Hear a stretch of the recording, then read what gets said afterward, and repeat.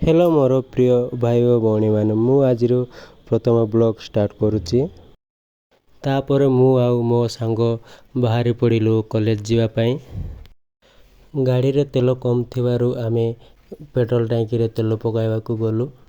Petrol पकई सारिला परे आमे पहुंची गलु आम कॉलेज रे। आमे पार्किंग रे गाड़ी रखिकी बाहरी गलु आम क्लासरूम रे। देखिली जे 20टा सांग माने आसीथिले। आउ आम प्रथम क्लास जीएसटी अच्छी। क्लास सारिला परे आमको सार क्वेश्चन देइथिले तो क्वेश्चन रो आंसर मो सांग माने करुथिले। तापर किछि क्लास नथिबारु मु मोर क्वेश्चन आंसर कली।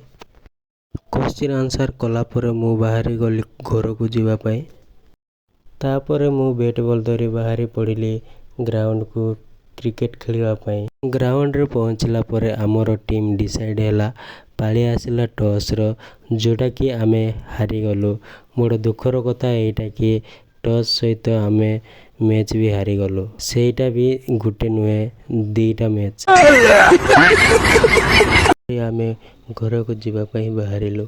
आ मो सांग माने मु ब्लॉग बनाउची बोली देखि लाज ए गले।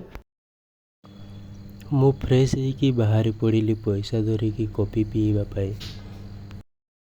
तापरे मु गली मो सांग घर को।